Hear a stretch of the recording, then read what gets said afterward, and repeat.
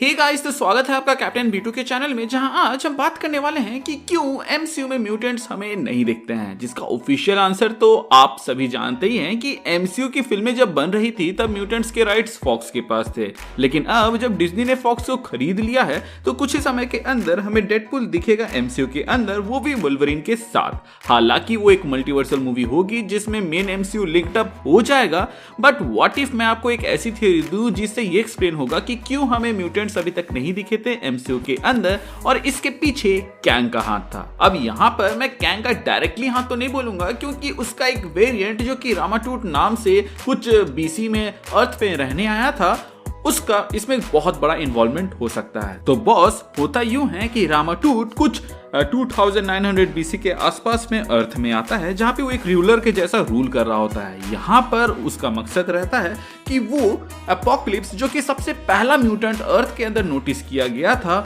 उसको मारने के लिए आता है ताकि म्यूटेंट जाति कभी अर्थ में दिखे ही नहीं या फिर कहीं उजागर ही ना हो। लेकिन रामाटूट एपोक्लिप्स को मारने के दरमियान ये नोटिस करता है कि वही वो कारण था जिसके वजह से एपोक्लिप्स के जो म्यूटेंट जीन्स थे वो पहली बार एक्टिवेट होते हैं और हमें हिस्ट्री में पहला म्यूटेंट देखने को मिलता है। मतलब कि वो यहाँ पे मिशन में नाकामयाब होता है, उल्टा वो कॉज बनता है म्यूटेंट काइंड का उजागर होने का। तो बॉस, व्हाट इफ एमसीयू के अंदर जो रामाटूट था वो कामयाब होता है अपने मिशन में और यहाँ पर वो एपोक्लिप्स को मार देता है, जिसके वजह से म्यूटेंट काइंड कभी उजागर नहीं होते हैं। जिनके अंदर भी म्यूटेंट जीन रहता है वो हमेशा से डोरमेंट रहते हैं, जो कि अभी आने वाले मूवीज में जो भी इवेंट्स होंगे उसके वजह से एक्टिवेट हो जाएंगे और उसके बाद से ही हमें एमसीयू के अंदर म्यूटेंट्स देखने को मिले। यहाँ पर मैं बात हवा में नहीं कर रहा। अगर आपको याद होगा तो लोकी के सीजन 1 के अंदर हम लोगों ने देखा था कि सिल्वी ने खुद को प्रूव कर लिया था और जब वो एकदम एंड में जाती है तो वहां पर उसको मोबियस बचाता है और इसी दरमियान हम पीछे में एक पिरामिड देखते हैं। ये पिरामिड हिंट हो सकता है उस इवेंट का जहां पे रामाटूट नाकामयाब होता है एपोक्लिप्स को रोकने के लिए। इसीलिए ही हू रिमेन्स अपने टीवी के एजेंट भेजता है और वहां पे टाइम ट्यूनिंग करके एपोक्लिप्स को ठिकाने लगा देता है, क्योंकि एपोक्लिप्स ही वो बंदा है जो कि आगे जाकर ये सोच पैदा करता है कि म्यूटेंट्स सुपीरियर हैं तो उन्हें रूल करना चाहिए। साथ ही साथ एपोक्लिप्स इतना कैपेबल रहता है कि आगे जाके वो कैंग को चैलेंज कर सके और उसके जो कॉन्कर करने के इरादे हैं उसमें टांग लड़ा सके।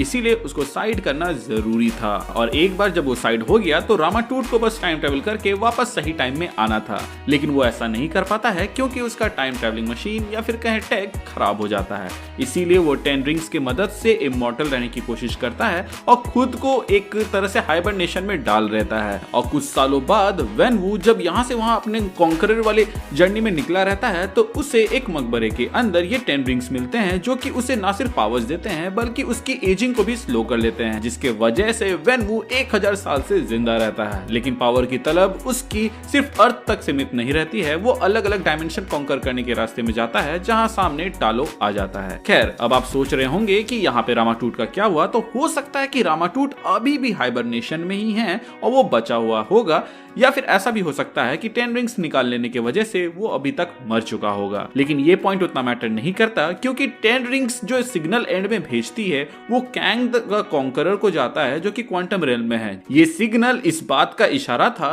कि जो काम रामाटूट को सौंपा गया था वो उसने कर दिया। हो सकता है कि यहाँ पर जो हम लोगों ने मिस मार्वल के पास कंगन देखे हैं, इसके पीछे भी ही हू रिमेन्स या कैंग का कोई वेरिएंट होगा, क्योंकि इस कंगन की मदद से miss Marvel literally time travel करके पास्ट में जाती है और अपनी नानी की मदद भी करती है। तो यहाँ पर तो कुछ ना कुछ कनेक्शन डेफिनेटली होगा। और जैसे एवेंजर्स 6 यानी कि सीक्रेट वॉर्स खत्म होगा तो ही हू रिमेन्स और टीवीए जैसी चीजें साइड हो जाएंगी, जिसके वजह से जो होना था वो वैसा ही होगा। मतलब कि एपोक्लिप्स एज अ म्यूटेंट कुछ 2900 बीसी के आसपास उजागर होगा, जिसके बाद से म्यूटेंट्स अर्थ पे धीरे धीरे पॉपुलेट होंगे और फिर एक टाइम ऐसा आएगा जब हमें एवेंजर्स और म्यूटेंट्स एक साथ एग्जिस्ट होते हुए दिखे। और इसीलिए जो हमारा अगला फेज होगा, मतलब कि फेज 7 और 8, हो सकता है कि उनमें से कोई म्यूटेंट सागा हो, जहां पर हमें एवेंजर्स वर्सेस म्यूटेंट देखने को मिलेंगे। आपका क्या विचार है इस वीडियो में कही गई बातों के ऊपर, आप हमें कमेंट सेक्शन के जरिए बता सकते हैं। अपने दोस्तों के साथ शेयर करें ताकि वो भी इस तरह के वीडियो को एंजॉय कर सके और चैनल को सब्सक्राइब करना ना भूलें ताकि आप ऐसे ही